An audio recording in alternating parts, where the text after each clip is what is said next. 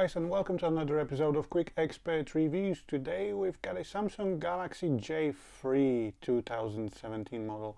Now I know it's been released a while ago, like 2 months ago, but I couldn't get my hands on any unit since it was released, so yeah, it's a bit delayed, but it's still here. And as usual, we're going to start with a quick unboxing to see what's in the box. That's a quick start guide that, as usual, as you get it with Samsung handsets, explains how to put the SIM card in, how to put the memory card in, how to charge the device, when to charge the device, and so on and so on. And you also get the warranty card in the EU standard 2 years warranty. On top of that, you've got a small pin that you use to open the SIM tray. Then you've got a cable, which is a micro USB cable, so again it looks like we won't have one unified standard of Type-Cs. Some manufacturers still decide to put a micro USB in their handsets, but that's obviously because of the price of the phone. Standard travel adapter charger made by Samsung, and you do get the Samsung branded headphones as well. Obviously not AKG like in the S7 or S8 or the Note 8, but at least you've got headphones with a microphone in them. So that's the handset itself. Pretty handset, to be honest. Good looking. You've got the power button and a speaker on top, so not on the bottom, not on the back. Then obviously that's the back of the handset, which you can't remove. 2 trays, one for a memory card, one for a SIM card. Nothing on top, and don't know if you've seen it, but there was a headphone jack on the bottom as well.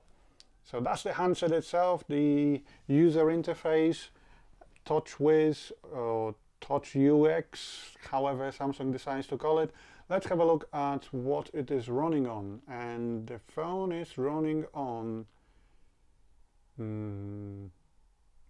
Android 7.0 right out of the box. I know the Oreo is coming soon, but it's still decent for Samsung to supply their handset with a 7.0, where some manufacturers still release their handsets with Android Marshmallow. But it is what it is.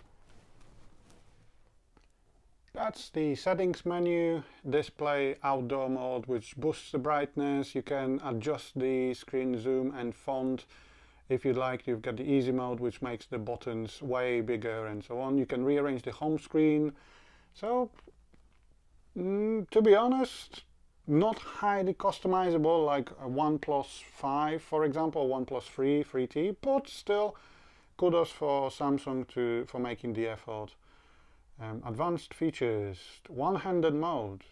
Interesting, considering that the Samsung J3 has a 5-inch screen. You've got a one-handed mode, which is again something good, because you don't get it on a XZ Premium, which is 5.5 display, but okay, 6 GB out of 16 GB of internal memory. That's not the best, but still not as bad as 30 GB out of 64 on a Note 8 that I've reviewed recently.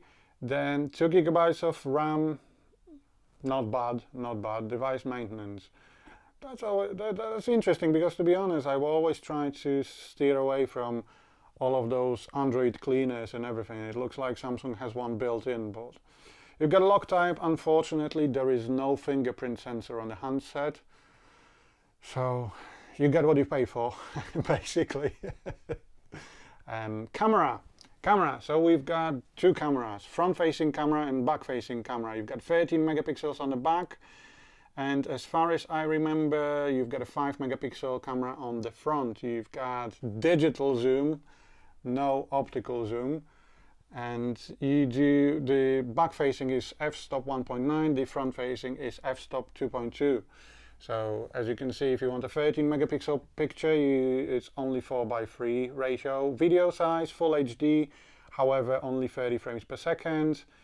Front facing camera also records in full HD, which is always nice. You've got different options of shooting methods, so you can show your palm, for example, if you want to capture a selfie. Grid lines, so 3:3, rule of thirds, and so on. You've got the auto and pro mode. In pro mode, you can only change the ISO and white balance. Oh, that's not much. You can at least changing the focus would be nice, but you can still tap to focus, so you can kind of work your way around it.